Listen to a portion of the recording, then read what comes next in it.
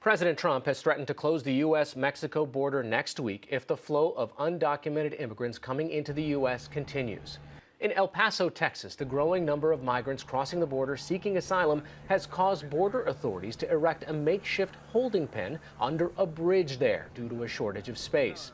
Most of those migrants are from Central American countries like Honduras, where gang violence and crime have caused some to join the caravans of people leaving there and trying to make it here.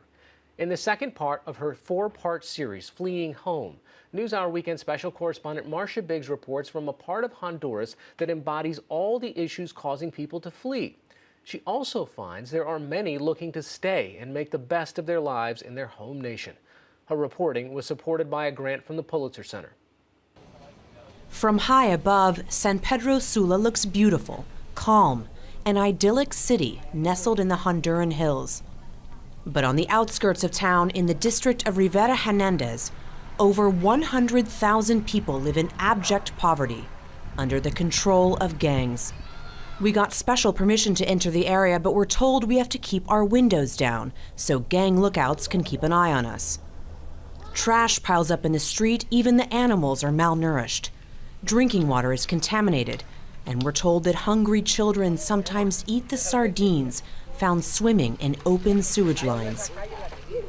So we're at ground zero for all the problems here in Honduras, whether they be poverty or violence. Rivera Hernandez is one of the most dangerous districts in San Pedro Sula, and it's controlled by gangs.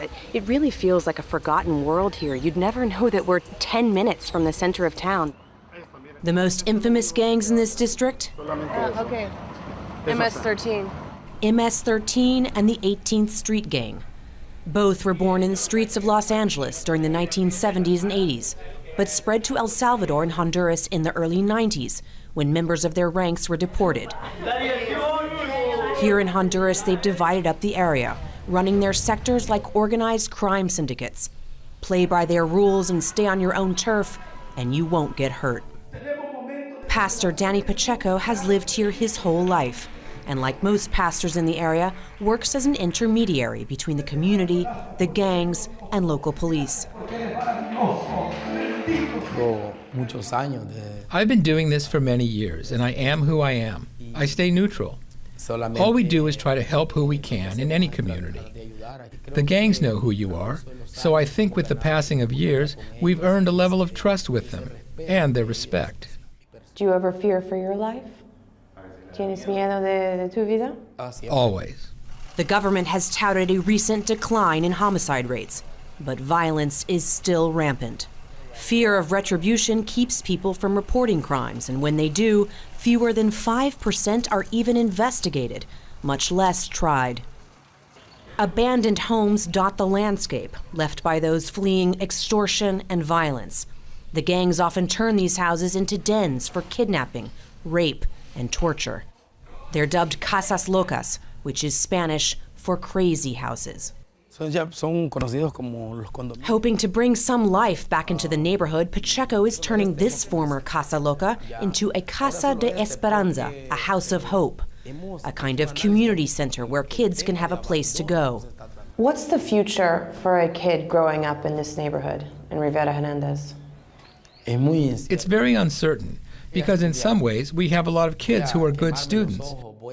But if someone says, I'm going to burn my eyes studying so many hours and years and then not be able to get a job, what's the motivation for our youth to study?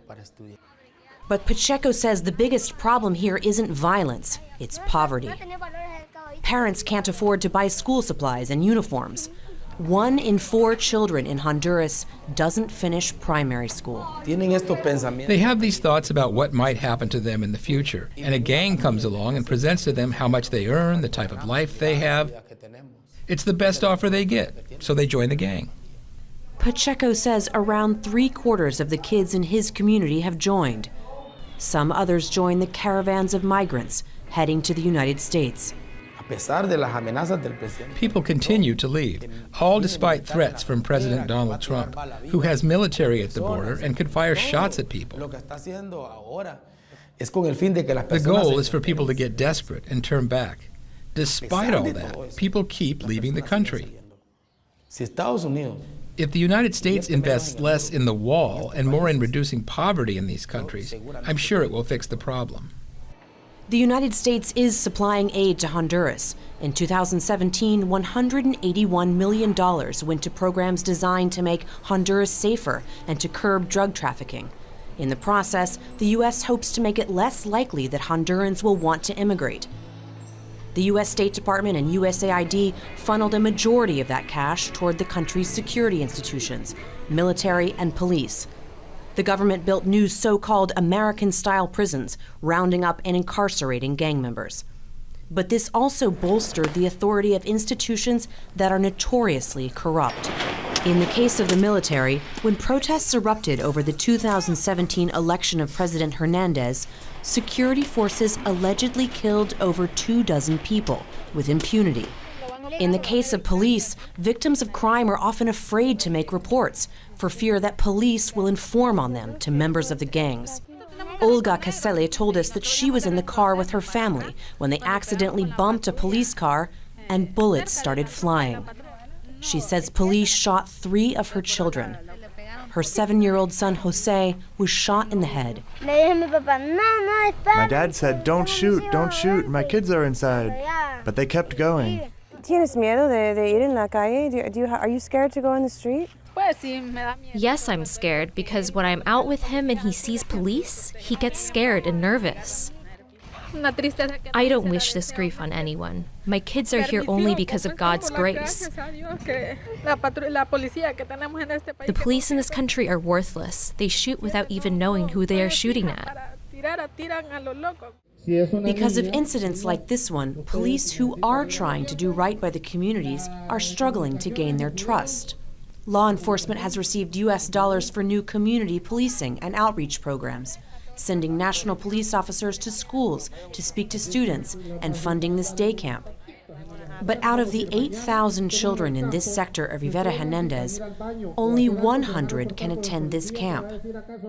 But just down the road, Jeremias Vobada is giving the children in Rivera Hernandez, and even some adults, another opportunity for free, training future electricians for jobs that can pay up to $20 per day, more than twice what they can make working in a shop or selling water on the street.